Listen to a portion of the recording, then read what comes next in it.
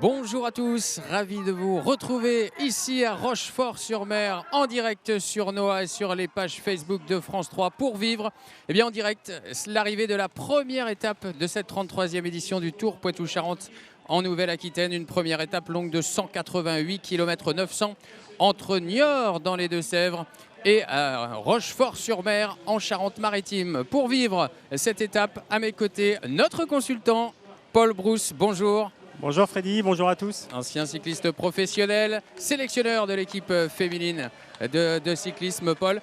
On s'attend à vivre un final haletant aujourd'hui ici à Rochefort-sur-Mer. Oui, c'est sûr, on a eu un scénario classique d'un Tour du Poitou-Charentes, une échappée qui est partie dès le départ quasiment, avec 3 coureurs, pas dangereux pour les plus grosses équipes. Et puis l'équipe AG2R et Cofidis qui ont pris la course en main, mettant chacun un homme à rouler. Et puis là, on voit que ça s'accélère dans le peloton, puisque voilà, les organismes sont frais, ça n'a pas roulé très vite. Et on assiste notamment en ce moment à des cassures dans le peloton. Ouais.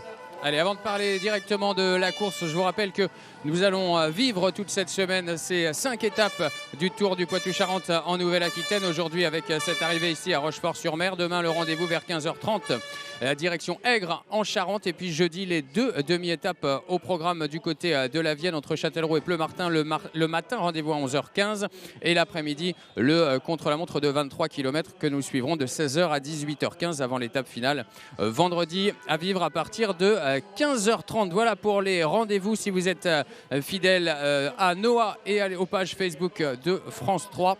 Vous allez pouvoir suivre ce Tour du Poitou-Charentes en Nouvelle-Aquitaine. La caravane passe derrière nous. Les coureurs sont à moins de 40 km de l'arrivée ici à Rochefort-sur-Mer. Et le point sur la course est très simple. Il y a 3 hommes en tête, 3 hommes qui ont compté près de 12 minutes d'avance. Parmi ces 3 hommes, on note Marco Minard. C'est un coureur néerlandais de l'équipe Wanty Groupe Gobert, âgé de 30 ans. Avec lui, le Belge de 22 ans, Kenny Molly de Wallonie-Bruxelles. Et puis l'Espagnol de 30 ans, Gary Coitz Bravo de l'équipe Euskadi Murias. 3 hommes qui, je vous le disais, ont compté près de 12 minutes d'avance. Ils en comptaient même 11 encore à la mi-course. Mais cet écart est en train progressivement de diminuer sous l'impulsion de 2 équipes en tête de peloton, la Cofidis et AG2R, la mondiale. Ces 2 formations qui ont ramené l'écart à moins de 3 minutes. Et puis l'équipe Total Direct et Énergie est en train de casser la course avec un peloton scindé en 2 alors qu'il reste près de 35 km. Peloton scindé en 2 et le premier groupe est estimé à moins de 2 minutes des 3 hommes de tête. Dès qu'on a évidemment nos motos images, on viendra sur la course en direct et puis on retrouvera également dans la course nos motosons dispositifs avec Patricia Perrin en tête de course et puis William Giraud, notre confrère de France Bleu, puisque cette étape et ce Tour du Poitou-Charentes sont à vivre avec France 3 et avec France Bleu, association des 2 antennes, pour vous permettre de vivre ces étapes ici en Nouvelle-Aquitaine sur ce Tour du Poitou-Charentes. L'épreuve cette année est fidèle à elle-même, 5 étapes. On l'a vu aujourd'hui, la première étape certainement dévolue aux sprinters. Ce sera certainement le cas également demain entre Rochefort-sur-Mer et Aigre. Mercredi, la demi-étape de 110 km entre Châtellerault et Pleumartin, où on s'attend évidemment aussi là, un succès des sprinters. Et puis les rouleurs pourront s'exprimer l'après-midi sur le contre-la-montre de 23 km entre Lénier-les-Bois et Pleumartin, avant donc, je le disais tout à l'heure, la dernière étape qui joindra Aigre en Charente à Poitiers, un petit peu plus de 160 km vendredi. On connaîtra alors le successeur d'Arnaud Démare au palmarès de ce Tour du Poitou-Charentes. Arnaud Démare qui, je vous le rappelle, l'année dernière avait réalisé le Grand Chelem, 5 étapes, 5 victoires. Paul Brousse, cette année, la course s'annonce plus ouverte. On ne devrait pas assister à la suprématie d'une seule équipe, a priori, vu les engagés. Oui, tout à fait. C'est sûr que pour les arrivées massives, on a dénombré une bonne petite dizaine de sprinters qui se valent tous plus ou moins sur leur niveau. Il n'y en a pas un qui sort du lot, donc là justement toutes les équipes elles y croient en fait pour cette arrivée, ne serait-ce que pour aujourd'hui. Donc là c'est pour ça qu'on voit que ça commence à accélérer, à vouloir se placer dans le peloton. L'arrivée ici à Rochefort s'annonce quand même assez technique dans les 2 derniers kilomètres. Donc il va falloir que les équipes placent leurs sprinteurs du mieux possible. Donc côté sprinter, voilà, une dizaine de sprinters qui se valent à peu près. Et puis pour le classement général, après, là il y a quand même quelques noms de rouleurs qui ressortent du lot. Niki Terpstra, Johan Payot, le régional de l'étape, Mathias Brandle. Enfin voilà, il y a 4 ou 5 grands noms qui devraient quand même pouvoir tirer leur épingle du jeu sur le contre-la-montre. Les échappés, moins de 35 km de l'arrivée, moins de 2 minutes d'avance. Ce sera compliqué pour Marco Millard, Kenny Molly et Gary Coytes. Bravo. Oui, non, c'est mission impossible pour eux. Surtout, ils sont partis très rapidement. L'étape fait quand même près de 190 km. Donc voilà, ils ont donné tout ce qu'ils ont pu. Ils sont partis un petit peu les parts du gâteau à l'avant. Il y en a un qui a fait le meilleur grimpeur, hein, Marc Minard de Wanty. Et puis c'est plutôt Kenny Molly qui lui a pris les sprints bonification. Il y a juste le Basque Bravo qui lui n'a rien eu. En tout cas, voilà, c'est mission impossible pour eux et c'est à coup sûr une arrivée massive ici sur Rochefort ce soir. Les sprints bonification, c'est important d'en parler puisque 3 secondes sont attribuées au vainqueur de chaque sprint. Et comme Kenny Molly est passé 3 fois en premier sur cette ligne des sprints intermédiaires, eh bien, il empoche 9 secondes de bonification. Ça veut dire qu'il sera, s'il termine dans le groupe de tête, vraisemblablement à la 2e place. Sauf s'il arrive à prendre des bonifications pour la victoire d'étape. 10 secondes au vainqueur, 6 pour le 2e et 4 pour le 3e. Il a donc un bon coup à jouer. Évidemment, il faudra encore, s'il est repris par le peloton, qu'il parvienne à tenir le rythme après avoir passé près de 150 voire 170 km à l'avant. À suivre de toute façon cette arrivée ici à Rochefort-sur-Mer dans quelques instants. On va parler, puisque vous nous disiez qu'il y avait plusieurs équipes avec des sprinteurs mais également des coureurs susceptibles de gagner le classement général. Eh bien, on va faire un petit point sur les favoris de ce Tour du Poitou-Charentes avec une équipe Groupama FDJ plutôt solide. C'est elle qui défend son titre. Elle n'a pas forcément de sprinter, mais elle a dans ses rangs certains coureurs qui pourraient briller sur le contre-la-montre. On parle notamment, Paul, d'Anthony Roux éventuellement et de Miles Scottson. Oui, Anthony Roux régulièrement sur le podium du championnat de France contre-la-montre. C'est un grand rouleur. Après, maintenant, il est plus rentré depuis 2 ou 3 ans dans un rôle de coéquipier de luxe. Donc plutôt faire du travail au tempo. Et donc il a perdu un petit peu de sa superbe sur des efforts au seuil et en contre-la-montre. Par contre, voilà, l'épouvantail chez eux, c'est Miles Scottson, hein, l'Australien, issu de la piste, un véritable rouleur qui a déjà des références au niveau du contre-la-montre et malgré son jeune âge, 24-25 ans, et je pense qu'aujourd'hui, Groupama, sur toute cette semaine sur le Tour Poitou-Charentes, ils vont miser sur lui. Et on retrouve notamment dans cette équipe Rudy Mollard, Antoine Duchesne, Kevin Geniat, Siga Yerman et Ignatas Konovalovas. Voilà pour la première formation française du World Tour engagée sur ce Tour du Poitou-Charentes en Nouvelle-Aquitaine. Il y en a une deuxième, c'est l'équipe AG2R La Mondiale. AG2R La Mondiale menée par Tony Galopin et Alexis Goujard. Là aussi, alors qu'on voit les images du peloton et de l'équipe Cofidis en tête de ce peloton, ça discute en tête de peloton. Je disais l'équipe AG2R La Mondiale, Paul, qui a aussi des chances de briller ici sur ce Tour Poitou-Charentes. Oui, AG2R La Mondiale, elle a Alexis Goujard et puis Tony Galopin qui sont des sacrés bons rouleurs. Donc, Alexis Goujard, apparemment, ce matin, nous disait qu'il n'avait pas trop bien récupéré du Tour de France, mais il faut toujours se méfier un petit peu des paroles de coureurs. Il a 2 jours pour récupérer et être en forme jeudi. C'est ça, tout à fait. Et puis il y a toujours une partie un petit peu de bluff entre les équipes et entre les coureurs. Donc voilà, mais en tout cas, Goujard, c'est quand même un vrai spécialiste du contre-la-montre et je pense qu'il n'est pas venu sur le Tour de Poitou-Charentes pour enfiler des perles, comme on dit. Allez, on va faire le point sur la course. On a quelques difficultés pour avoir notre moto image en tête de course, mais on va retrouver notre moto son avec Patricia Perrin. William Giraud qui est dans le peloton. William, les échappés, les 3 hommes de tête, ont-ils gardé de l'avance sur le peloton ou le peloton est-il revenu ?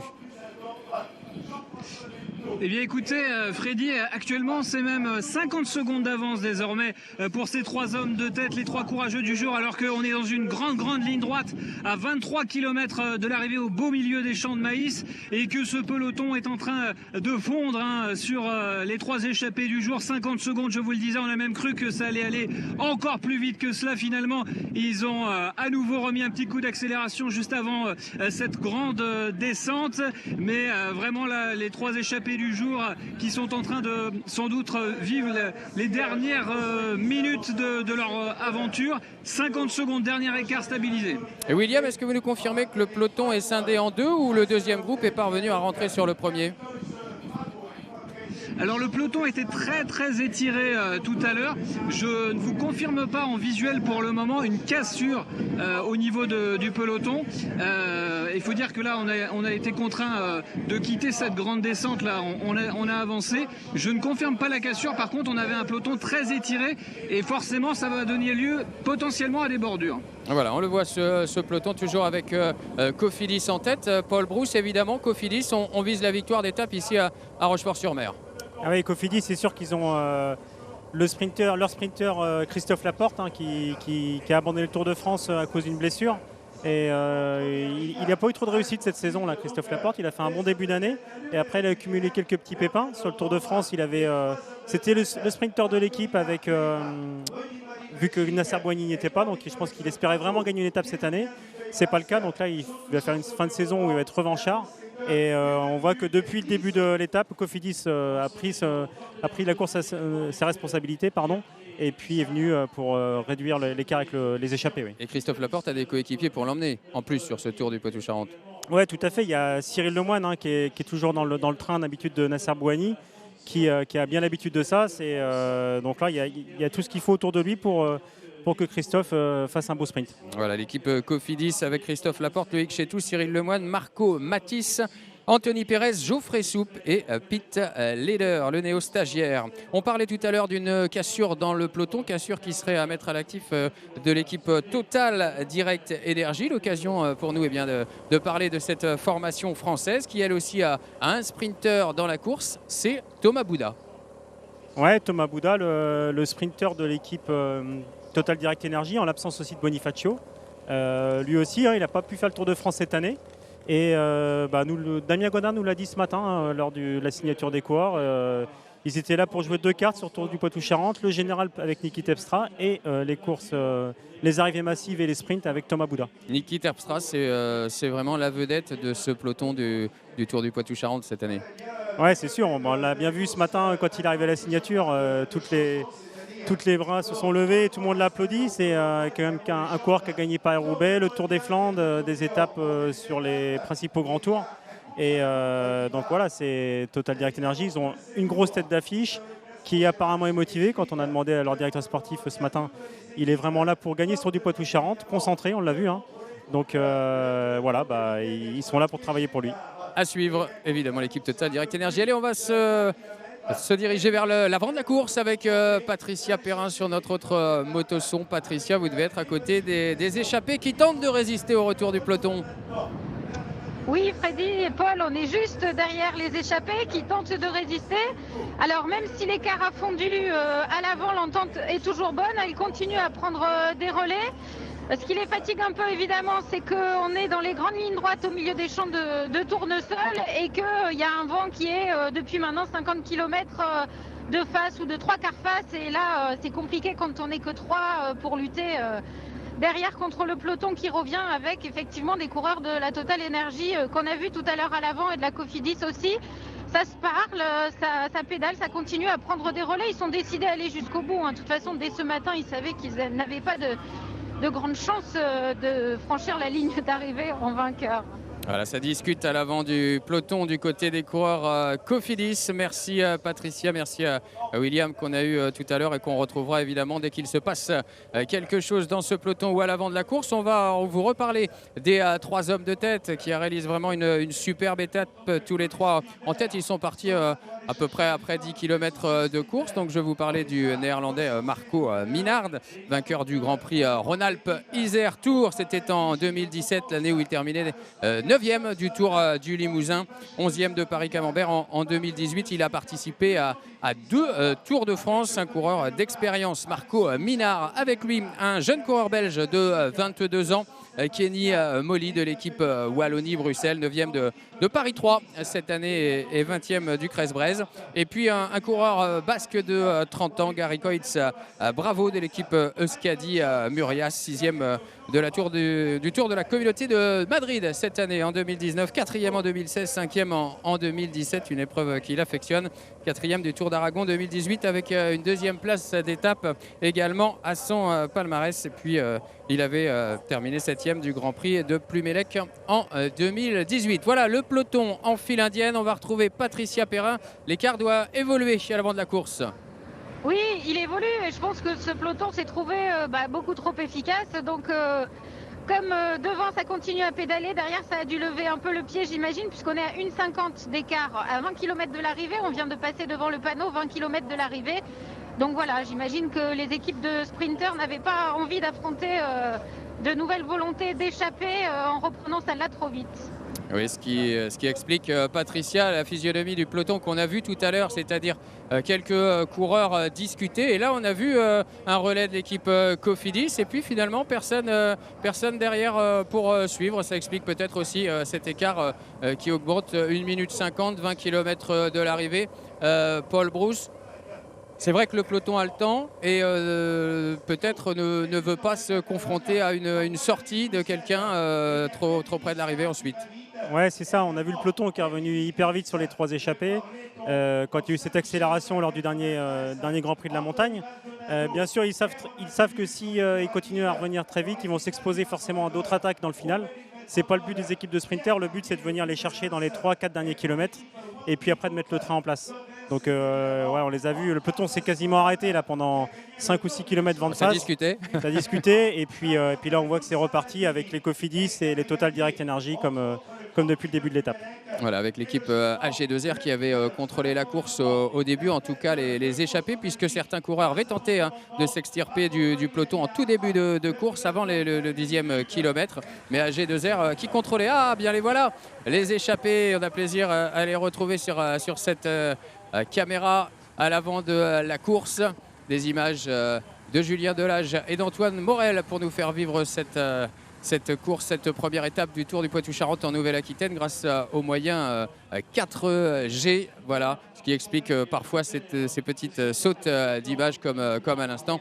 Mais on les retrouve, ces coureurs avec le dossard numéro 105 en queue d'échappée, Gary Coitz. Bravo l'Espagnol. Vous voyez devant lui le dossard 143 de Kenny Molly, le maillot jaune, et puis en tête, Marco Minard, le néerlandais. On retrouve William Giraud devant le peloton. William, quelle est l'évolution de ce peloton ? Eh bien écoutez, ce peloton, donc comme je vous le disais tout à l'heure, un pas de casse sur peloton groupé, un peloton qui effectivement a perdu du temps et a redonné quelques secondes précieuses aux 3 échappés, parce que il y a un petit jeu de dupes qui est en train de s'installer entre les 3 équipes françaises, la Cofidis, AG2R la Mondiale et Total Direct Energy. On est en train de se regarder un petit peu en chien de faïence qui va faire rouler ce train infernal pour aller chercher les échappés, alors que la Cofidis, eh bien pour l'instant est en tête et a décidé de prendre un petit peu les commandes, parce que voilà, il y a l'objectif de placer Christophe Laporte, le sprinter de cette formation, dans les meilleures conditions, et ils ont envie de montrer que aujourd'hui ils ont envie d'être les patrons. Donc ça s'est concerté tout à l'heure, mais très rapidement le train rouge et blanc de la Cofidis a décidé d'attaquer, et ce peloton à nouveau vient de remettre un petit coup sur l'accélérateur. À moins de 20 km de l'arrivée, ils vont aller essayer d'aller chercher ces 3 hommes de tête, peut-être avant l'arrivée dans Rochefort. Merci William Giraud. Je précise que Christophe Laporte, c'est votre favori pour cette étape. Vous nous l'avez confié ce matin lors de la présentation des coureurs à 11h15. Et je vous donne le rendez-vous demain, je vous le rappelle, 11h15 de Rochefort-sur-Mer pour le départ de la 2e étape. Les coureurs qui viendront signer la liste d'émargement et que l'on retrouvera en direct sur Facebook et sur Noah. Merci d'ailleurs de nous être fidèles cet après-midi. On est ravis de vous proposer ces images de ce Tour du Poitou-Charentes en Nouvelle-Aquitaine. On espère retrouver rapidement les hommes de tête et le peloton. Les voici, les hommes de tête, eh bien pour vivre cette étape à fond et ce final, ces 15 derniers kilomètres et le retour inexorable du peloton sur les 3 hommes de tête qui réalisent quand même une superbe étape. On va parler des sprinteurs avec Paul. On a parlé des sprinteurs des équipes Groupama, AG2R, Cofidis et Total Direct Energy, mais ce ne sont pas les seuls qui pourraient s'illustrer ici, évidemment. Non, c'est sûr qu'il y a toute la tous les transalpins avec Pellucci, Guardini, Cimolai aussi, on ne sait pas parce que l'équipe Israel Cycling, ils ont Rudy Barbier mais aussi David Cimolai. C'est deux sprinteurs, souvent il y en a un qui se met au service de l'autre. Aujourd'hui on ne sait pas trop sur qui ils vont jouer. On décide ça souvent durant l'étape, donc on verra bien. En tout cas, voilà, nos Français auront aussi fort à faire face à ces coureurs italiens, à savoir aussi que là l'arrivée va se dérouler avec un vent plutôt favorable.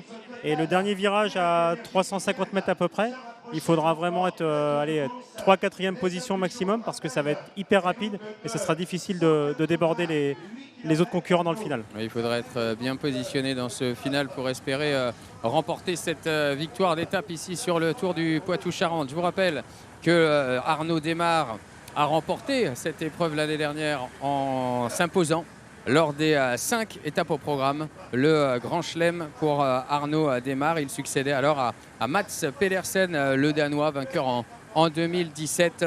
Et Sylvain Chavanel, deuxième l'an dernier pour sa dernière année. L'avait remporté en 2016, en 2014, en 2006 et en 2005. Le Châtelleraudais qui est le recordman de victoire sur ce Tour du Poitou-Charentes. Voilà l'équipe Total Direct Energy qui relaie l'équipe Cofidis en tête de peloton, moins de 2 minutes d'avance pour les hommes de tête. On demandera assez rapidement à Patricia Perrin à combien de kilomètres les hommes de tête sont de l'arrivée pour savoir si le peloton revient tranquillement sur eux et gère cette fin de course à sa main pour un sprint massif qui intéresse visiblement, vu l'allure du peloton, l'équipe Cofidis et l'équipe Total Direct Energy. Chez les 3 hommes de tête qui sont toujours en tête, Marco Minard, Kenny Molly et Gary Coitz. Bravo, les voilà, les 3 coureurs toujours qui se relaient. Ils n'ont plus que cet espoir-là d'aller le plus loin possible avec Gary Coitz. Bravo, le numéro 105. Alors que Kenny Molly mène le groupe de 3. Patricia Perrin, avez-vous un petit point à nous faire au niveau à la fois du chrono mais aussi du kilométrage? Alors au niveau du chrono, on a fait passer toutes les voitures invitées à l'avant. Je regarde derrière, mais il n'y a même plus les voitures des directeurs sportifs. Et le dernier temps qu'on nous annonce, on est exactement à l'entrée d'un village. On est à l'entrée de Siredonis. Et à l'entrée de Siredonis, on doit être autour de, je sais plus, 16 km de l'arrivée. Par là, 17 km de l'arrivée. Il y a 1 minute 20 d'écart. Donc ce qui veut vraiment dire que le peloton là fait ce qu'il veut avec les échappées. Et voilà, il gère. Tantôt il accélère et l'écart fond rapidement. Et tantôt il lève le pied et on reprend un peu de secondes d'avance à l'avant de la course. Merci Patricia, 17 km de l'arrivée effectivement pour les hommes de tête qui étaient à présent à Siredonis. 17 km et visiblement moins d'1 minute 30 s'il n'y a plus de véhicules entre eux et le peloton qui revient sur les hommes de tête. On va suivre la fin de cette étape. Voilà le peloton en direct sur Noah et sur les pages Facebook, en collaboration avec nos confrères de France Bleu et William Giraud sur la deuxième moto son. À l'avant, Paul, les 3 hommes vont être pris, on l'a dit. Le peloton attend pour revenir le plus tard possible et ne pas avoir de contre. C'est l'idée que vous évoquiez tout à l'heure. Ça va rentrer progressivement. Oui, c'est ça, ça va rentrer progressivement dans les 3-4 derniers kilomètres. C'est l'idéal pour les équipes de sprinters, c'est ce qui risque de se passer. Bon là après à Siredonis, les 15 derniers kilomètres vont être avec un petit vent de côté, même si c'est pas un vent qui peut créer des bordures. Ça va être gênant pour les coureurs dans le peloton et ça va s'étirer, donc ça va réaccélérer. Peut-être qu'ils vont les rattraper plus vite que prévu et qu'on aura des contres. En tout cas, ouais, eux vont travailler pour ça, mais c'est possible que ça rentre plus tôt et que ça contre et qu'il y ait des attaques dans le final. Oui. Eh bien, on va suivre ce final ensemble. Le Tour du Poitou-Charentes qui a souvent sacré d'excellents sprinteurs. Je pense à Mark Cavendish qui s'était imposé sur les routes du Tour Poitou-Charentes. Et là, Viviani, également champion d'Europe, qui s'est imposé sur les routes du Tour Poitou-Charentes. Arnaud Démare l'an dernier. Il y a vraiment un petit prestige à gagner ici compte tenu du palmarès de ce Tour du Poitou-Charentes, de cette belle épreuve organisée par Alain Clouet. C'est pas anodin d'inscrire son nom au palmarès de cette épreuve. Ouais, c'est sûr. Et puis le Tour du Poitou-Charentes, on sait très bien qu'il il vient couronner d'excellents sprinters sur les étapes. Et puis pour le classement général, toujours des bons rouleurs. Hein. Quand on regarde le palmarès, c'est que des grands noms du cyclisme. Comme vous l'avez dit, Freddy, Elia Viviani, c'est actuellement le meilleur sprinter. Il vient de s'imposer à la Ride London. Il est champion d'Europe. Il a regagné la classique d'Hambourg le week-end dernier en World Tour. Donc voilà, c'est le meilleur. Il est passé par le Tour du Poitou-Charentes. Et puis voilà, c'est pour ça que je pense qu'un Christophe Laporte, là aujourd'hui, il a vraiment envie de s'imposer. Et il demande à ses coéquipiers de se livrer à 100%. Et la Viviani et Mark Cavendish qui se sont imposés 2 fois chacun sur les routes du Tour Poitou-Charentes. Le recordman de victoire d'étape, c'est autre que Yann Kirsipu avec 10 succès. Il devance Nasser Bouhanni, 6 fois vainqueur ici. Et Arnaud Desmar avec ses 5 victoires d'étape l'an dernier complète le podium juste devant Sylvain Chavanel, auteur de 4 succès. Allez, on retrouve devant le peloton William Giraud. William, l'évolution de la course alors, au niveau du peloton. Le peloton vient de passer le panneau des 15 derniers kilomètres, Freddy, et il n'y a plus que 40 secondes entre ce peloton et les 3 hommes de tête. Par moment d'ailleurs, le peloton a en ligne de mire les 3 échappés. On est peut-être en train de vivre les derniers moments là, de cette échappée depuis les premiers kilomètres de cette première étape. Et là, c'est Total Direct Energy AG2R la mondiale qui pousse en l'avant de ce peloton. On a vu notamment Tony Galopin et Alexis Goujard prendre les relais à l'avant du train d'AG2R la mondiale. Donc là, vraiment, la chasse est lancée. 40 secondes, dernier écart. 40 secondes à moins de 15 km de l'arrivée. Le peloton qui revient tranquillement sur les hommes de tête. Les 3 aventuriers du jour qui ont réalisé un bel exploit, mais qui vont être repris dans les prochains kilomètres pour un sprint final annoncé ici du côté de Rochefort-sur-Mer. On a parlé des sprinteurs Christophe Laporte, Thomas Bouda. Vous avez parlé de Rudy Barbier et son coéquipier Davide Cimolai. Il y a également Breton Jones pour l'équipe d'Elco Marseille-Provence. Connor Swift pour le team Arkea Samsic. Lorenzo Manzin pour l'équipe Vital Concept BNB Hotel. Le sprinter qui rejoindra l'année prochaine l'équipe Total Direct Energy, sur lequel on peut éventuellement compter également dans ce final, Paul. Oui, Lorenzo Manzin, c'est un bon sprinter. Il gagne des courses régulièrement. Il s'est imposé cette année sur le Tour de Bretagne. En plus, voilà, c'est un coureur de fin de saison généralement. Il brille souvent sur les courses de août, septembre, octobre. Donc voilà, ce matin on l'a vu bien affûté aussi, Lorenzo, sur la signature au Carpodium. Donc on peut compter sur lui aujourd'hui. Oui. Vainqueur du Grand Prix de la Somme également cette année. 2e étape sur le Tour d'Espagne. Hein, c'était en 2017. Côté italien, vous avez parlé des formations italiennes, notamment d'Andrea Guardini et de Matteo Pellucci pour Bardiani et pour Androni Gioccatelli. L'équipe Israel Cycling, vous avez évoqué Rudy Barbier et Davide Cimolai. Pour l'équipe Wallonie-Bruxelles, Kevin Ista, qu'on a plaisir à retrouver, lui qui a porté les couleurs d'Agritubel.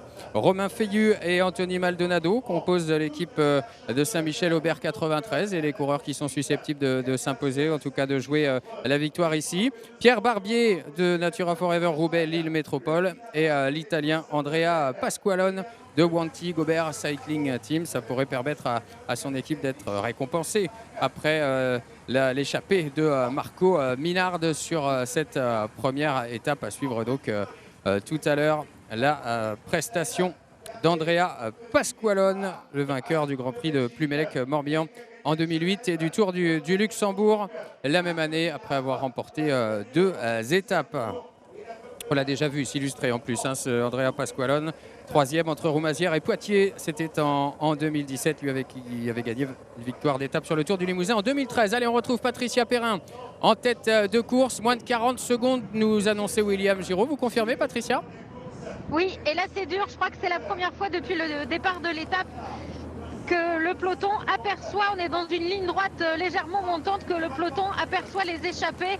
Donc là, effectivement, il n'y a plus que 40 secondes. Alors, il y a du public au bord de la route qui encourage ces 3 échappés, mais je crains que ça ne suffise pas. Ah oui, ça va être difficile pour les 3 hommes de tête qu'on aperçoit sur ces images, avec Marco Minard qui laisse le relais à ses compagnons d'échappée. L'Espagnol, bravo, et le Belge Molly qui vont voir le peloton revenir dans leur roue dans quelques minutes. On approche des 10 km de l'arrivée et l'écart n'est plus que de 25 secondes, l'écart officiel. Voilà, on en profite pour se restaurer. On devrait se congratuler dans quelques instants après avoir réalisé une échappée qui devrait approcher les 170 km puisque l'étape en compte 188-900. C'est l'étape la plus longue de ce tour du Poitou-Charentes en Nouvelle-Aquitaine de cette 33e édition. Le peloton qui roule, le monde s'est massé ici à Rochefort-sur-Mer sur cette ligne d'arrivée, les 300-350 mètres de ligne droite, juste après un virage assez serré avec un petit dodan au milieu de la chaussée, assez dangereux. Donc attention, Paul, vous le disiez, il faudra être bien placé dans ce final avant ces 400 derniers mètres pour bien aborder ce virage et pouvoir sprinter pour la victoire cet après-midi. Allez, les 3 hommes de tête qui se relaient toujours. Les motos qui remontent. C'est là que c'est dur, Paul. Vous avez mené la course, vous le saviez évidemment, quand vous êtes homme de tête, que ce serait difficile, mais on y croit toujours un peu. Ouais, je pense qu'eux, ils ont cru vraiment beaucoup parce qu'ils ont dépassé quasiment 12 minutes à un moment donné pendant la course. 12 minutes, ça fait quand même un sacré matelas en termes de minutes, de secondes. Donc je pense qu'ils y ont cru. Après, ouais, vu qu'il y avait pas mal de sprinteurs, ça aurait pu être un jeu de dupes un peu au sein du peloton à savoir qui allait mener la chasse. Et finalement, c'est Cofidis surtout qui a fait une grande partie du boulot avec AG2R et puis Total Direct Energy. Mais ouais, il va y avoir de la déception chez eux ce soir. Après, il y en aura un qui aura le maillot de grimpeur, l'autre qui sera placé au général. Donc voilà, malgré tout, c'est pas une journée pour rien. Et puis c'est toujours mieux d'être à l'avant que d'être dans le peloton à rien faire. Au moins on fait parler de soi, l'équipe est contente. Bien, regardez la jonction, Paul. Ouais. Elle va avoir lieu. Ces images de Julien Delage, vous voyez le groupe de tête, les 3 hommes qui vont être repris par le peloton et menés par les coureurs de l'équipe Total Direct Energy. Voilà, une moto entre les deux. C'est notre motocaméra qui filme le peloton. Et la voici, regardez. Et les 3 hommes de tête qui vont être repris dans ce passage avant Rochefort-sur-Mer où la liaison 4G n'est pas forcément la meilleure du circuit. Mais on devrait retrouver les hommes très rapidement. Les hommes qui sont donc repris. Voici les images voilà, c'est la fin. On se salue du côté des hommes de tête. Et maintenant, place à la grande explication. Place aux équipiers de sprinters censés emmener du mieux possible leurs sprinters vers cette ligne d'arrivée ici à Rochefort-sur-Mer. L'équipe Total Direct Energy qui mène désormais ce peloton à vive allure pour éviter d'éventuelles contres, d'éventuellement sorties dans ce final ici en Charente-Maritime. Les sprinters vont donc être remontés par leurs équipiers pour ceux qui ne sont pas encore en tête de course. Et on va se disputer cette victoire d'étape ici à Rochefort-sur-Mer au sprint comme attendu.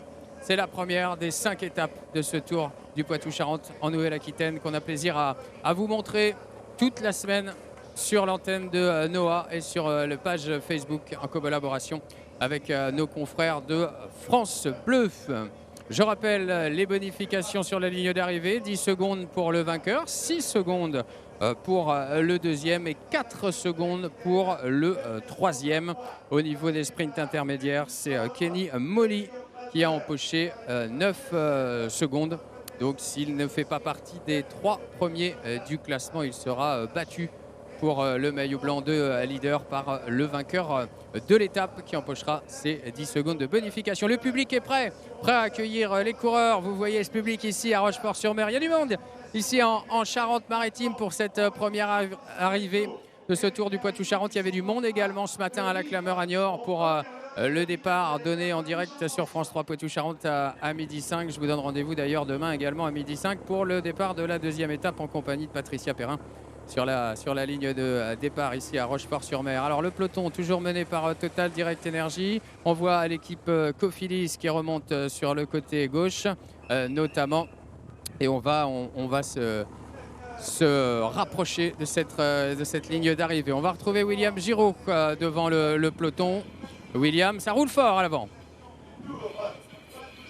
Ah oui, ça roule très très fort, Freddy. Effectivement, les coureurs qui vont arriver à hauteur de la commune de Broglie-Magny, on est rentré dans ces 8 derniers kilomètres. Et là, effectivement, c'est vraiment pleine vitesse lancée. Alors, il y a un vent de 3 quarts qui est pas très très fort, mais qui pourrait éventuellement ajouter à cette nervosité. Ce final assez technique dans cette arrivée imminente à Rochefort. Il va falloir surveiller tout ça de très près parce que là, Cofidis et Total Direct Energy impriment un train d'enfer et derrière ça pourrait casser. En tous les cas, pour l'instant, ça roule vraiment très très très vite et on est en train de mettre sur orbite bien évidemment Christophe Laporte et Thomas Bouda pour ces deux formations.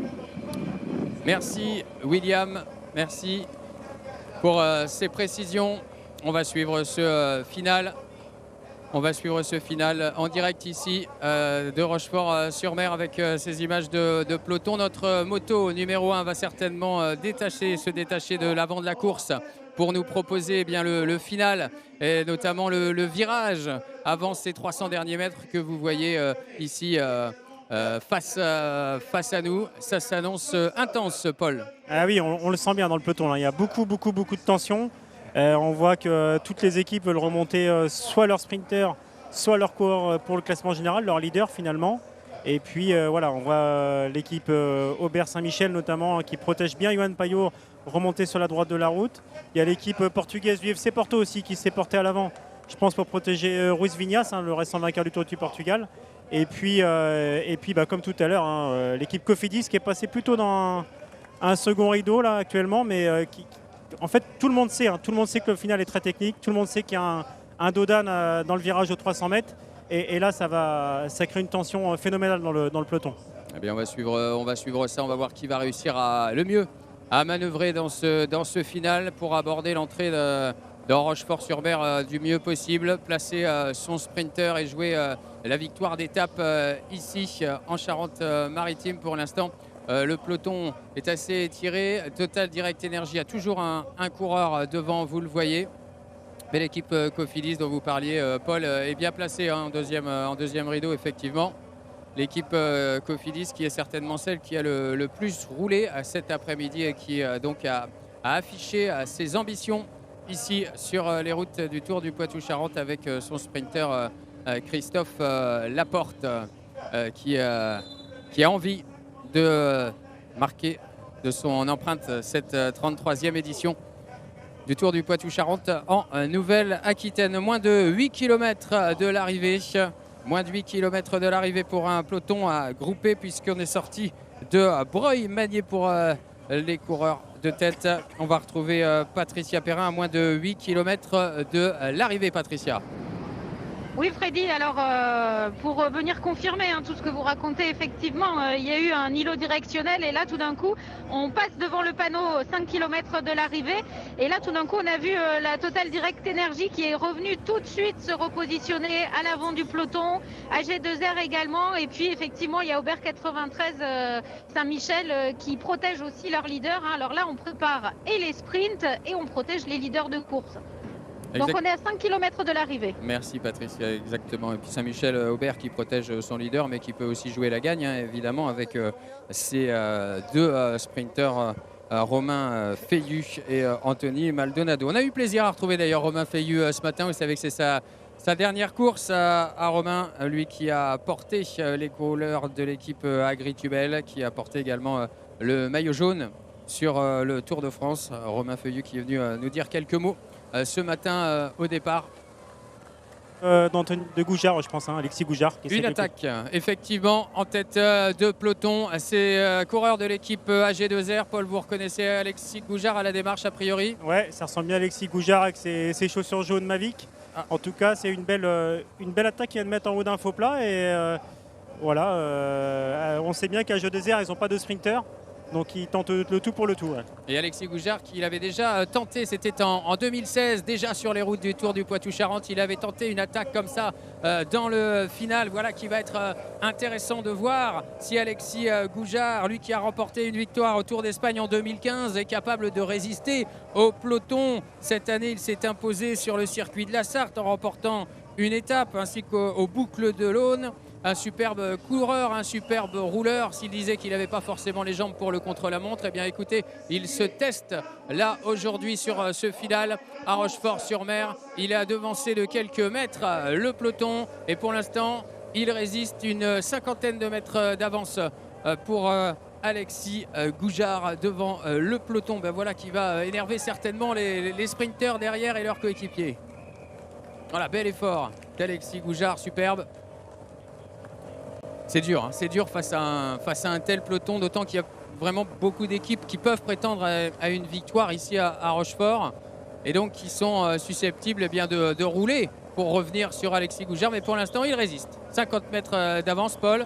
Ouais, il résiste bien et puis on voit que ça a désorganisé un peu le peloton derrière. On a vu Niki Terpstra tenter de rentrer sur lui et voilà, on sait qu'Alexis Goujard, c'est un client. C'est quand même un ancien pistard, il a fait de la poursuite, donc un effort de 4 km max, il est capable de le faire. Et on voit que voilà, derrière, on n'est pas rentré encore. Hein. Il y a 5-6 secondes, mais Goujard, il ne se relève pas et puis il va tout donner jusqu'à la fin. Attention, c'est quand même dangereux. Et oui, en tout cas, c'est très intéressant ce final ici qu'on avait imaginé avec un sprint massif du peloton. Mais pour l'instant, le peloton est dominé par un seul homme. Alexis Goujard, parti dans un effort solitaire de 5 km pour tenter eh bien, de s'imposer ici à Rochefort-sur-Mer. On va retrouver William Giraud devant le peloton. William.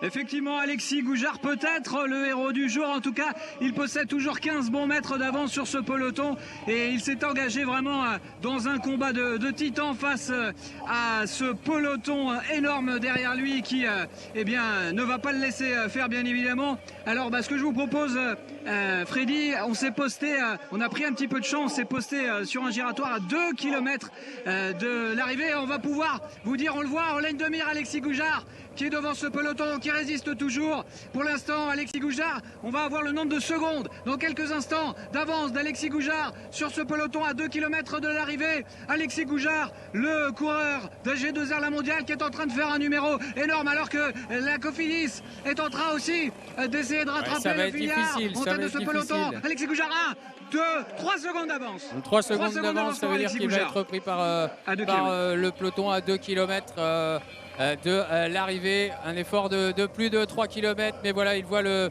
peloton fondre sur lui. Il s'est retourné et il est repris. On retrouve tout de suite Patricia Perrin à l'avant de la course également. Patricia.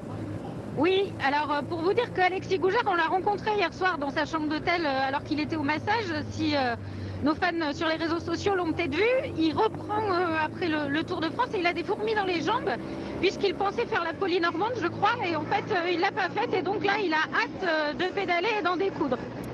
Merci Patricia. Alexis Goujard, eh bien voilà, il a tenté, il a mesuré un petit peu son état de forme, il a résisté au peloton pendant 3 km, mais vous le voyez, à moins de 2 km de l'arrivée, le peloton est regroupé. L'équipe Cofidis mène le train à vive allure ici dans les rues de Rochefort-sur-Mer. On va suivre cette arrivée alors que malheureusement on nous annonce la chute de quelques coureurs à l'arrière. Attention, ce virage dangereux mais bien négocié finalement. L'équipe Cofidis qui mène toujours le peloton va bientôt passer sous la flamme rouge du dernier kilomètre. C'est un petit peu tortueux dans ce final, mais on va apercevoir dans quelques instants les coureurs ici en fond de ligne droite. Les voici un peu plus loin. On va retrouver l'équipe Cofidis en tête. Là, vous voyez, vous êtes vraiment au cœur de la ville de Rochefort-sur-Mer et vous allez dans quelques instants assister à un virage à droite, puis un deuxième, le voici, puis un deuxième virage à gauche pour les coureurs et ils arriveront ici dans cette ligne droite pour l'arrivée de cette première étape du Tour du Poitou-Charentes en Nouvelle-Aquitaine. Regardez,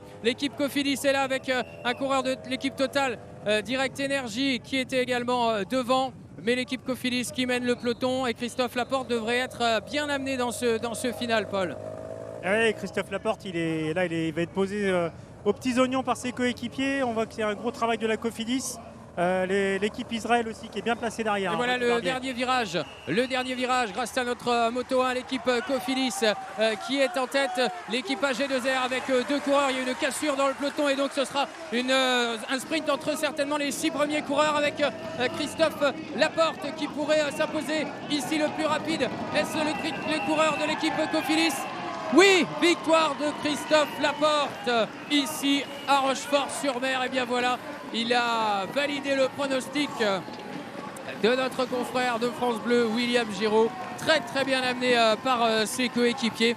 Vous l'avez vu au niveau du dernier virage, juste avant ces 350 derniers mètres. Et bien donc, il s'impose. Il remporte cette première étape du Tour Poitou-Charentes en Nouvelle-Aquitaine. Christophe Laporte, on attend évidemment la confirmation. On avait vu une petite cassure dans le peloton entre les 6-7 premiers coureurs qui ont abordé le virage et le reste du peloton, avec certains coureurs qui passent seulement maintenant sur la ligne d'arrivée et qui ont donc perdu des précieuses secondes. Attention, il faudra vérifier si la chute ne les a pas handicapés dans le final. Ils pourraient donc avoir le même chrono que les vainqueurs. Mais en tout cas, la victoire revient à Christophe Laporte de l'équipe Cofidis. Christophe Laporte qui s'impose donc ici au sprint, ici à Rochefort-sur-Mer. Deuxième étape sur le Tour de France. Christophe Laporte, c'était en 2018. Vous aviez rappelé sa malchance cette année sur les routes du Tour. Après sa deuxième étape en 2018, il a remporté l'étoile de Bessèges, notamment cette année. Christophe Laporte, il fait une belle saison et il s'impose devant l'Italien Matteo Malucelli de l'équipe Cara Rural. Matteo Malucelli qui avait déjà pris la 3e place l'an dernier du côté de Poitiers pour la 5e et dernière étape du Tour Poitou-Charentes 2018. Et le 3e, c'est Lorenzo Manzin devant Pierre Barbier et le 5e, Bram Welten. Voilà pour le classement de cette étape, avec la victoire d'un Français, Christophe Laporte, qui s'impose devant Matteo Malucelli et Lorenzo Manzin. Bien voilà, Paul, l'équipe Cofidis a été récompensée de ses efforts effectués tout au long de la journée pour contrôler l'échappée. Ouais, clairement, bravo à eux, parce qu'ils ont pris la course à leur compte toute la journée. Et puis sur le gâteau, ils ont encore été capables de l'emmener à toute vitesse dans le final et puis d'amener Christophe Laporte au mieux. On vient de voir passer par contre Rudy Barbier là un petit peu derrière, donc je pense qu'il y a eu quand même une chute. Ouais, il y a eu une chute, ouais, on se renseignera sur le temps perdu par ces coureurs. Ils seront crédités du même temps que le vainqueur a priori, ouais, puisque ça s'est vraiment déroulé dans le final. Mais on va voir si surtout les coureurs ne sont pas blessés et pourront prendre part à la suite de ce Tour du Poitou-Charentes en Nouvelle-Aquitaine, parce que il y a des victoires d'étape encore à jouer pour les sprinteurs, et notamment demain du côté de d'Aigre en Charente. Donc je vous confirme la victoire de Christophe Laporte de l'équipe Cofidis. Il devance Matteo Malucelli de la formation Cara Rural et Lorenzo Manzin de l'équipe Vital Concept. Voilà, Rudy Barbier s'est confirmé retardé par chute. On va vérifier donc si cette chute a eu lieu dans les 3 derniers kilomètres pour qu'il soit crédité du même chrono que le peloton. On va essayer d'avoir Christophe Laporte à nos côtés avant la fin de ce direct. On achèvera cette retransmission vers 17h. On va essayer d'avoir la réaction du vainqueur et du premier maillot blanc, puisque je vous le confirme, Christophe Laporte sera le premier leader de ce Tour du Poitou-Charentes, dans la mesure où Kenny Molly n'a pas franchi la ligne d'arrivée dans les 3 premiers, lui qui avait pris 9 secondes de bonification. À vérifier s'il était bien dans le peloton. Il serait alors deuxième du classement général devant Matteo Malucelli. On vous donnera le classement général quand nous l'aurons évidemment. En tout cas, victoire de Christophe Laporte. Christophe Laporte, Paul, est-ce qu'on peut imaginer le voir dominer l'épreuve comme Arnaud Démare l'an passé, où le chrono s'annonce compliqué de toute façon? Ouais, c'est sûr que il roule bien quand même. Il roule bien, il faut s'en méfier. Il a gagné l'étoile de Bessèges, comme vous le disiez, l'an passé. Il y a un chrono à l'étoile de Bessèges, donc ça veut dire qu'il n'avait pas plié face au meilleur. D'ailleurs, je crois qu'il avait fait 2e ou 3e derrière Johan Payot, il me semble, du contre-la-montre. Mais ouais, c'est sûr qu'avec 10 secondes d'accumulé aujourd'hui, plus encore les étapes qui vont venir demain et jeudi matin, il pourrait nous refaire le coup d'Arnaud Démare, pourquoi pas. Donc voilà, attention aussi, les équipes de leaders vont devoir se méfier de Christophe Laporte. Et du côté du peloton, en tout cas des coureurs qui étaient présents l'an passé, on se souvient forcément de la suprématie de l'équipe Groupama FDJ, et on n'imagine pas le peloton laisser faire un tel sprinter et qui est capable de faire un bon chrono cette année comme Christophe Laporte. Mais on suivra ça sur les antennes de Noah et de Facebook tout au long de cette semaine, de ces 5 étapes du Tour du Poitou-Charentes en Nouvelle-Aquitaine. Avant de recueillir les impressions de Christophe Laporte, je vous rappelle les rendez-vous ce soir sur France 3 Poitou-Charentes. Résumé complet de cette journée. On reviendra en images sur cette première étape. C'est 188 km 900 disputés entre Niort en Deux-Sèvres et Rochefort-sur-Mer en Charente-Maritime. Et puis on se retrouvera demain dès 11h15 en direct sur Noah et sur nos pages Facebook bien pour avoir les réactions des coureurs à l'approche de la deuxième étape. La deuxième étape d'un peu plus de 160 km entre Rochefort-sur-Mer et Aigres en Charente. On recueillera leurs impressions sur cette première étape et puis leurs objectifs évidemment pour la suite de la compétition. Christophe Laporte qu'on va accueillir dans quelques instants car il revient au podium. Rejoindre le vainqueur de cette première étape, Christophe Laporte, qui ajoute donc son nom au vainqueur d'étape de ce Tour du Poitou-Charentes où vous pourrez suivre le départ de la deuxième étape demain dès 12h05 sur France 3 Poitou-Charentes en compagnie de Patricia Perrin. On attend le vainqueur, recueillir sa réaction et on va en parler tout de suite, Paul, de l'étape de demain. Les coureurs se dirigent vers la Charente. La Charente est un petit peu plus vallonnée que les paysages rencontrés aujourd'hui. Est-ce que ça peut faire la différence pour une arrivée justement différente? Ouais, c'est sûr que c'est toujours un peu plus vallonné dès qu'on se rapproche de Ruffec et notamment de Aigres. Là. On annonce aussi un final très technique. Donc voilà, qui dit plus de technicité dit plus difficile à contrôler pour les équipes. Là aujourd'hui, Cofidis et puis AG2R, ils ont déjà roulé toute la journée, même s'ils ont mis que 2 coureurs chacun au final. C'est quand même 2 coureurs qui ont passé plus de 4h30 à rouler. Là on est sur des équipes, pas comme au Tour de France, mais de 7 coureurs, hein, donc c'est différent. Voilà, à voir comment le déroulement de la course de demain. 168 km 100 demain entre Rochefort et Aigres à suivre en direct aux alentours de 15h30 demain. On prendra l'antenne un petit peu plus tôt puisque la course est un petit peu moins longue. Il y aura un passage sur la ligne d'arrivée, un premier passage avant un circuit final vers 15h25. Donc on devrait même prendre l'antenne un petit peu plus tôt vers 15h15, 15h20. Soyez attentifs sur Noah et sur les pages Facebook de France 3. Christophe Laporte est confirmé au classement général provisoire. C'est lui en tant que vainqueur de l'étape qui remporte les 10 secondes de bonification et qui donc endossera dans quelques instants le maillot blanc de leader de l'épreuve devant Matteo Malucelli en ce qui concerne la victoire d'étape. Deuxième Matteo Malucelli, troisième Lorenzo Manzin, quatrième Pierre Barbier et cinquième Bram Velten. Certains coureurs en finissent seulement avec après une chute. Voilà, c'est le coureur basque de Murias qui est vraiment très abîmé. On l'a vu, il a dû subir la chute qui a eu lieu dans le final et qui a courageusement fini cette course sur son vélo. On attend Christophe Laporte. On va essayer d'avoir une réaction, Paul. Ouais, tout à fait. On le voit arriver derrière. Là, il est en train de mettre comme des affaires sèches pour pas taper froid, même si il fait bon ici à Rochefort, il fait plus de 30 degrés. Mais voilà, il va changer, puis il va venir nous livrer ses impressions de course.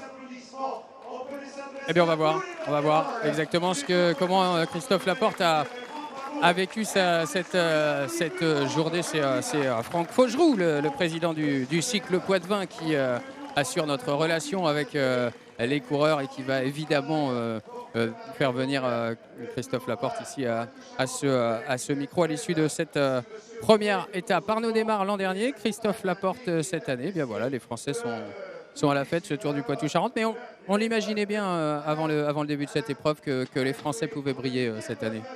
Ouais, c'est sûr. Ouais. C'est l'épreuve des sprinteurs, comme on le disait tout à l'heure en France. Il y a le Tour du Limousin qu'on a connu la semaine passée, où là on est plus sur du grimpeur puncher. Ça a couronné un excellent jeune coureur français, Benoît Cosnefroy, qui est un bon puncher. Et puis là, sur l'épreuve de référence des sprinteurs, on retrouve nos Français, ils sont motivés. Christophe Laporte, on voit Pierre Barbier, Lorenzo Manzin, ils sont tous les 3 dans les 5 premiers. Donc voilà, ils vont vouloir faire ça toute la semaine, et puis on peut s'attendre à aussi une belle revanche demain du côté de Aigres. Eh bien oui, on va suivre ça demain. Paul, je vais vous donner les rendez-vous tout à l'heure. Je vous rappelle le palmarès de ce Tour du Poitou-Charentes. Arnaud Desmar qui s'est imposé l'année dernière, c'était Mats Pedersen, alors qu'encore quelques coureurs franchissent la ligne d'arrivée. On retrouve Romain Feillu notamment qui fait partie de ce groupe-là. Et puis les rouleurs de Cofidis qui ont travaillé cet après-midi et qui passent la ligne d'arrivée avec la victoire de leur leader. Donc tout va bien pour Marco Matisse et Pete Leder qui sont dans cette équipe Cofidis et qui ont certainement roulé aujourd'hui pour assurer le train à un moment dans cette étape. Oui, je vous parlais de Mats Pedersen parce que l'an dernier, si Arnaud Démare avait créé la surprise, le Tour du Poitou-Charentes en général est remporté par un rouleur et c'était le cas en 2017 avec ce succès du Danois. Oui, régulièrement, c'est quand même le vainqueur du contre-la-montre qui remporte l'épreuve le lendemain à Poitiers. Sauf l'an passé, Arnaud il roule très bien Arnaud, hein. Voilà, attention, c'est un coureur maintenant de classe mondiale et puis on voit avec l'accumulation des années et des grands tours et des courses World Tour, il a pris de la puissance, il a été capable de gagner le contre-la-montre l'an passé. Là par contre j'ai l'impression que pour Christophe, même s'il est très bon rouleur aussi, il a quand même des clients en face de lui et ça quand même pourrait être un peu plus difficile. Mais bon, s'il est en grande forme, pourquoi pas. On évoque ces rouleurs. Paul, vous aviez parlé tout à l'heure de Niki Terpstra qu'on peut attendre sur le chrono de 23 km. Il y a quelques autres coureurs qui peuvent prétendre à la victoire. Oui, c'est vrai que ce soit Niki Terpstra, Mathias Brandle, Johan Payot bien sûr, tous ces coureurs-là, font figure d'épouvantail et seront les favoris du contre-la-montre. Allez, on va accueillir Christophe Laporte. Nous sommes en direct et Christophe qui nous fait l'amabilité de nous rejoindre. Il va se placer à côté de Paul. Félicitations Christophe, bravo pour ce succès d'étape. Bonjour. Bonjour, merci. D'abord une réaction sur ce succès. Vous étiez bien lancé dans le final. On vous a vu dans la roue d'un coéquipier pour finir le travail ensuite. Ouais, l'équipe a fait un super travail pour me lancer. On a essayé un peu de contrôler la course, mais tout seul, on ne voulait pas être les seuls. Je voulais garder de la main-d'œuvre dans le final pour être bien lancé. Je savais que c'était un final sinueux, qu'il fallait être devant, que derrière, il risquait d'y avoir des chutes. Donc c'est ce qui s'est passé. Et au final, j'ai pu sprinter comme je voulais. L'équipe a fait un super travail. Ça représente quoi, cette victoire pour vous aujourd'hui sur ce Tour du Poitou-Charentes en Nouvelle-Aquitaine? C'est toujours satisfaisant de gagner. Les sensations ne sont pas top ces derniers temps, donc ça me rassure un peu. Et voilà, j'ai pris du plaisir aujourd'hui avec l'équipe. Voilà, ils ont fait un super travail, donc c'est grâce à eux. Vous êtes revenu progressivement sur les échappées, vous le disiez, il y a quand même eu l'équipe Total Direct Energy qui sur le final est venue vous aider. Ouais, Total Direct Energy, AG2R aussi. Ils ont beaucoup roulé aujourd'hui. Voilà, on a mis 2 mecs à rouler, ils n'étaient pas au top pour rouler. Et voilà, comme je le dis, je voulais garder des mains d'œuvre dans le final pour éviter les chutes. J'ai entendu une chute dans le final et voilà, c'est tout ce que je voulais éviter, c'est ce qu'on a réussi à faire et voilà, c'est parfait. Vous rentrez dans le virage, vous êtes deuxième en fait, vous êtes derrière votre équipier, c'est ça? À la sortie du rond-point, je suis deuxième, parfait. J'ai juste eu à sprinter 200 mètres et voilà, c'était idéal. Bon, l'an dernier, vous savez qu'Arnaud Démare a remporté le Tour du Poitou-Charentes en réalisant le Grand Chelem, en gagnant les 5 étapes. C'est une idée qui est possible pour vous avec un chrono de 23 km ou alors vraiment vous concentrez sur les sprints? J'ai déjà gagné les contre-la-montre, mais voilà, comme je le disais là, pour gagner un chrono, il faut que la condition soit très bonne. J'ai quitté le haut du Tour, j'ai été malade. J'ai eu du mal à remettre en route. Ma condition n'est pas encore au top. Je ne sais pas comment je vais être sur le contre-la-montre. Je vais donner le maximum, c'est sûr, mais ça se fait à la pédale, il n'y a pas d'excuse sur un chrono, donc on verra au contre-la-montre. On va prendre les étapes au jour le jour. J'allais vous dire, et donc demain, il y a une étape direction la Charente, Aigre, qui pourrait se terminer au sprint. Ce sera évidemment un nouvel objectif. Ouais, voilà, déjà notre tour il est déjà réussi, on a une victoire. Maintenant, ça va être encore que du bonus. On ne va pas s'arrêter là si on peut continuer, mais voilà, on aura la course à assumer demain. On aura beaucoup de travail, donc on va voir. C'est ça, avec le maillot blanc de leader. Merci, on vous laisse rejoindre bien la cérémonie protocolaire et endosser votre maillot blanc. Christophe Laporte, le premier vainqueur d'étape de ce Tour du Poitou-Charentes version 2019. Bien voilà. Paul, avant de conclure, voilà, les mots de Christophe sont très clairs. Pas tout à fait les jambes peut-être pour jouer le chrono, mais en tout cas tout faire pour remporter les étapes au sprint. Ouais, c'est ça. Je pense qu'il va essayer de gagner un maximum d'étapes au sprint. Après, on sait très bien que s'il y a le maillot jaune de leader sur le dos pour le contre-la-montre, ça peut aussi l'aider. On l'a vu avec Julien Alaphilippe sur le Tour de France. Il n'était pas du tout annoncé favori sur un contre-la-montre et puis il a réussi à s'imposer. Donc c'est souvent ça qui vient transcender un peu les coureurs. Voilà, on verra à chaque jour subit sa peine, comme il le dit lui, mais on verra ça jeudi. Ouais. Avec la course à assumer pour l'équipe aussi, puisqu'il va falloir défendre ce maillot, ça veut dire que c'est l'équipe qui va rouler derrière les échappés demain. Ça veut dire que les équipiers vont laisser un petit peu de gaz. Ouais, c'est ça. C'est comme on l'a dit tout à l'heure, chaque jour prendre la barre, comme on dit dans le jargon, on y laisse des plumes. C'est pas forcément évident. Et puis surtout pour contrôler après dans le final les attaques, parce que rouler, maintenir à 1 ou 2 minutes, c'est pas trop dur, mais c'est quand ça attaque vraiment fort, comme un Alexis Goujard tout à l'heure, quand ça part à 60 à l'heure, là, il faut des garçons qui sont capables de rouler encore plus vite pour revenir sur lui. Et là, il faut garder de la main d'œuvre, comme il l'a dit. Il a très bien décrypté la façon dont ils ont couru aujourd'hui. C'était parfait puisqu'il s'est imposé ici.